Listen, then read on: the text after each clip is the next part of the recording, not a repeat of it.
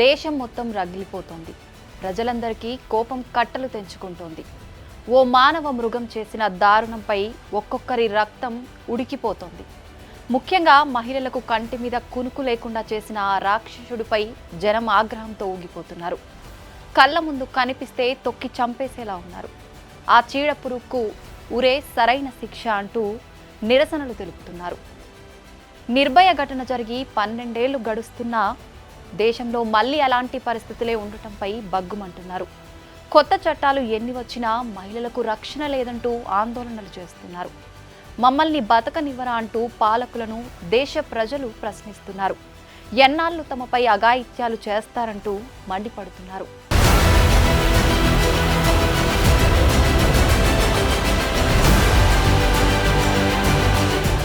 వైద్యో నారాయణో హరి. వైద్యులు దేవుళ్లతో సమానమని అర్థం.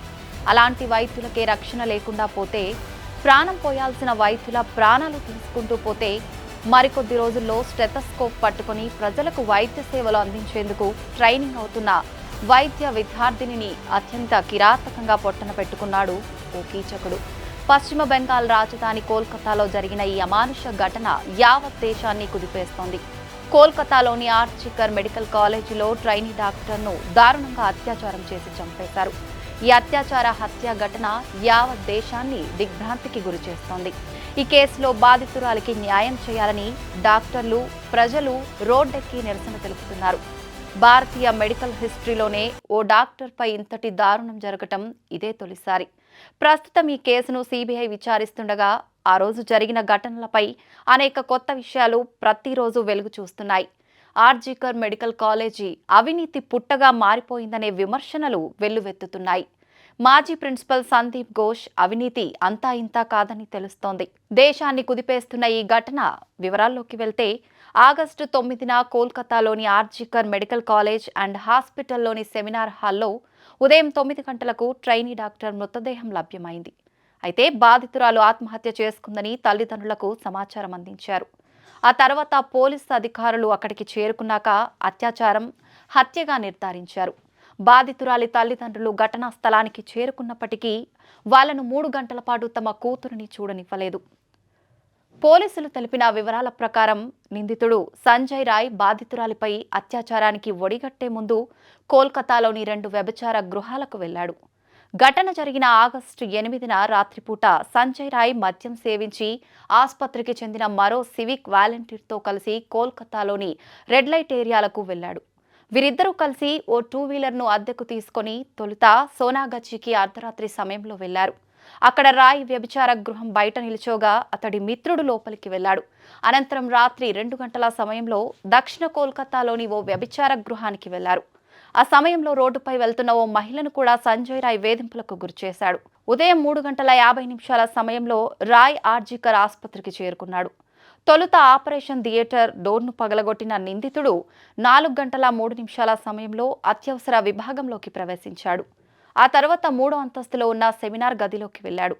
ఆ సమయంలో బాధితురాలు సెమినార్ హాల్లో గాఢ నిద్రలో ఉండగా రాయ్ ఆమెపై దాడికి పాల్పడ్డాడని పోలీసులు తెలిపారు. ఇక బాధితురాలు చనిపోయిన విషయాన్ని ఉదయం సుమారు 10:53 బాధితురాలి తల్లికి ఈ విషయం చేరవేశారు.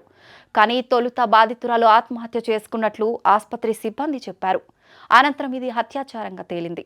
బాధితురాలు చనిపోయిన సెమినార్ హాల్లోకి నిందితుడు వెళ్లినట్లు సీసీటీవీ ఫుటేజ్ ఆధారంగా పోలీసులు సంజయ్ రాయ్ను అరెస్ట్ చేశారు. దీనిపై దేశవ్యాప్తంగా తీవ్ర ఆందోళనలు వెల్లువెత్తడంతో కేసును సీబీఐకి అప్పగించారు. తొలుత కేసు నమోదు చేసిన ఎస్ఐ అనూప్ దత్తాపై సీబీఐ ప్రశ్నల వర్షం కురిపించింది. ఎస్ఐతో కలిసి నిందితుడు దిగిన పలు ఫోటోలను దర్యాప్తు సంస్థ సేకరించింది. వైద్యురాలి హత్యాచార ఘటనపై కళ్ళు బైర్లు కమ్మే వాస్తవాలు వెలుగులోకి వచ్చాయి. బాధితురాలు నరకయాతన అనుభవించి చనిపోయినట్టు పోస్ట్మార్టం నివేదిక స్పష్టం చేసింది.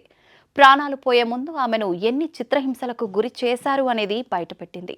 పోస్ట్మార్టం నివేదికపై చర్చ జరుగుతుండగా మరిన్ని వాస్తవాలు వెలుగు చూశాయి.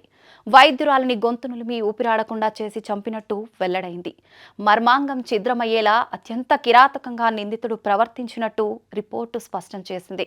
బాధితురాలి శరీరంపై మొత్తం 14 గాయాలు ఉండగా ముఖం, తల, మెడ, చేతులు, ప్రైవేట్ పార్ట్స్లో చాలా చోట్ల గాయాల గుర్తులు ఉన్నాయని పోస్ట్మార్టం నివేదిక బహిర్గతం చేసింది.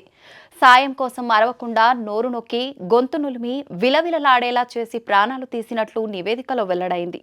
దీనివల్ల థైరాయిడ్ మృదులాస్థి విరిగిపోయింది. ఇది ఖచ్చితంగా హత్యేనని, ఊపిరితిత్తుల నుంచి తీవ్ర రక్తస్రావమై పలుచోట్ల రక్తం గడ్డకట్టుకుపోయిందని తెలిపింది. అయితే శరీరంలోని ఎముకలు ఎక్కడా ఫ్రాక్చర్ కాలేదని మాత్రం వివరించింది. రక్త నమూనాలతో పాటు శరీరంలో గుర్తించిన ఇతరత్రా ఫ్లూయిడ్లను ఫోరెన్సిక్ విశ్లేషణకు పంపారు. కేసులో అరెస్టు అయిన ప్రధాన నిందితుడు సంజయ్ రాయ్కు వ్యతిరేకంగా మరిన్ని ఆధారాలను సేకరించారు. బాధితురాలి గోళ్లలో ఉన్న చర్మం, రక్తం నమూనాలు అతడి డిఎన్ఏతో సరిపోయినట్టు సీనియర్ పోలీస్ అధికారి తెలిపారు. నిందితుడు దాడి చేసే సమయంలో బాధితురాలు సగం నిద్రలో ఉన్నప్పటికీ తీవ్రంగానే ప్రతిఘటించిందని అన్నారు.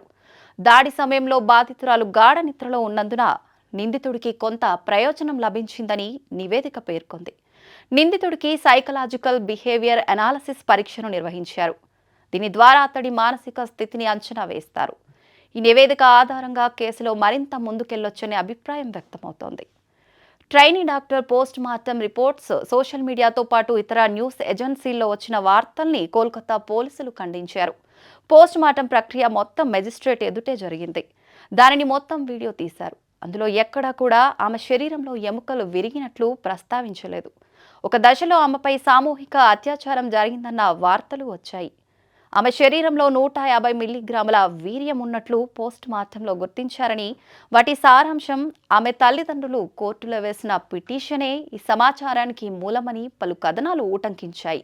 దీనిపై కోల్కతా పోలీస్ చీఫ్ వినేష్ గోయల్ మాట్లాడుతూ 150 mg వీర్యం గుర్తించినట్లు కొందరు చెప్పారు. వారికి ఇలాంటి సమాచారం ఎక్కడ దొరుకుతుందో తెలియటం లేదు. ఇది మీడియాలో వివిధ రూపాల్లో చక్కర్లు కొడుతోంది. ప్రజల్లో గందరగోళం సృష్టించేందుకే ఇలాంటి ప్రయత్నాలు జరుగుతున్నాయని ఆయన అసహనం వ్యక్తం చేశారు. యావత్ దేశాన్ని నిర్ఘాంతపరిచిన హత్యాచార ఘటనపై సర్వోన్నత న్యాయస్థానం తీవ్ర ఆవేదన వ్యక్తం చేసింది. ఈ కేసును సుమాటోగా తీసుకున్న సుప్రీంకోర్టు ఆర్జీకర్ వైద్య కళాశాల ఆసుపత్రిలో జరిగిన ఈ ఘటనను అత్యంత పాశవికం, భయంకరమైందిగా పేర్కొంది. కేసులో ఎఫ్ఐఆర్ దాఖలు చేయడంలో జరిగిన అసాధారణ జాప్యంపై పశ్చిమ బెంగాల్ ప్రభుత్వాన్ని తప్పుపట్టింది. నేరస్థలం సంరక్షణలో వైఫల్యానికి పోలీసులను నిలదీసింది. వైద్య కళాశాల ప్రిన్సిపల్ వ్యవహరించిన తీరుపై మండిపడింది. వైద్య సేవల రంగంలో పనిచేస్తున్న మహిళలు, యువ వైద్యులు, సిబ్బంది భద్రతా విషయంలో సంస్థాగత లోపాలు ఉన్నాయంటూ ఆందోళన వ్యక్తం చేసింది. ఈ కేసుకు సంబంధించిన పూర్తి నివేదిక సమర్పించాలని బెంగాల్ ప్రభుత్వాన్ని ప్రధాన న్యాయమూర్తి జస్టిస్ డివై చంద్రచూడ్ నేతృత్వంలోని ధర్మాసనం ఆదేశించింది.